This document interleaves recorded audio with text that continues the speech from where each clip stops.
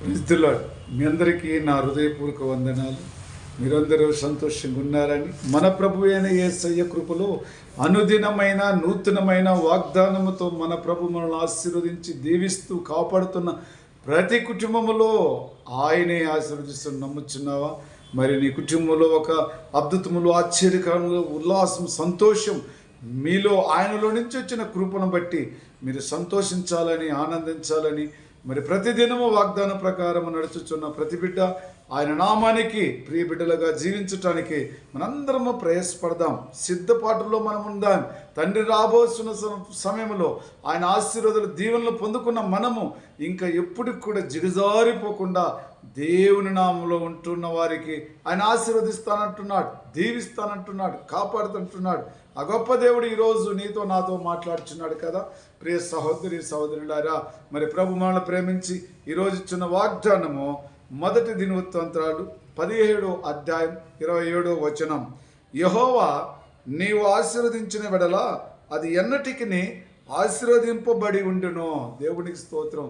తండ్రి మనల్ని ఆశీర్వదించినప్పటికీ ఎప్పటికి కూడా, ఇప్పుడు ఎల్లప్పుడూ అది ఆశీర్వదించబడి ఉంటుందని వాక్యం సెలవిస్తున్నారు.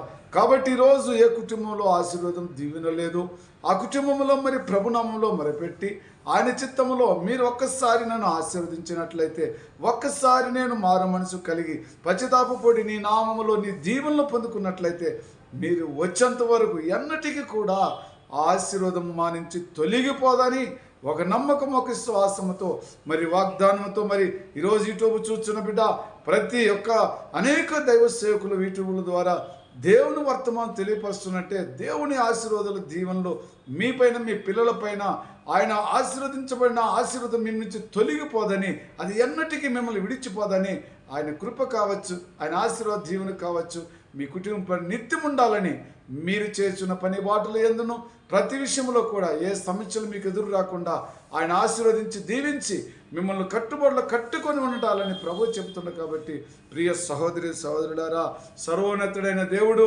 ఆయన లోకంలో మరి అద్భుతంగా, ఆశ్చర్యంగా అబ్రాహామును ఆశీర్వదించి దీవించినాడు.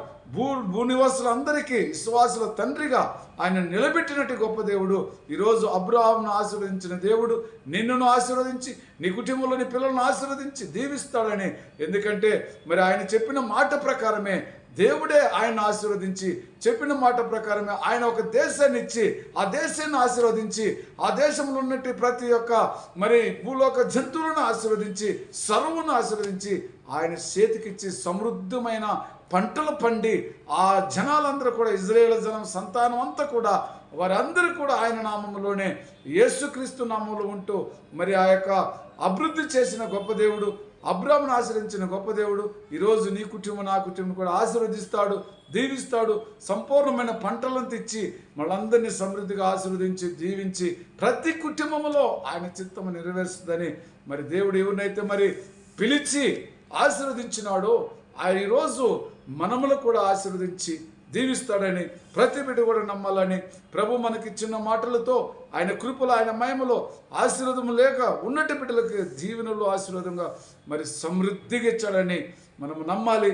మరి సమయంలో చిన్న ప్రార్థన చేసుకుందాం. ప్రేమ కృప చింగల తండ్రి, నానా మీరు నాయన ఒక్కసారి ఆశీర్వదించినప్పుడు ఆ ఆశీర్వాదం మిమ్మల్ని నుంచి ఎప్పుడు ఎన్నటికి ఎడవదు, ఎడబా చెప్పినాడు. అబ్రాహామును ఆశీర్వదించిన గొప్ప దేవా స్తోత్రునైనా, పరిశుద్ధాత్మ దేవుడా నీకు స్తోత్రునైనా, యాకోబును ఆశీర్వదించిన గొప్ప దేవుడా నీకు స్తోత్రునైనా, అదేవిధంగా నా తండ్రి విశాఖను ఆశీర్వదించిన గొప్ప దేవుడా నీకు స్తోత్రునైనా, మరి ఆ విధంగా నా ప్రభువా ఈ లోకంలోనైనా ప్రతి ఒక్కరిని తండ్రిని ఆశీర్వదించినావు.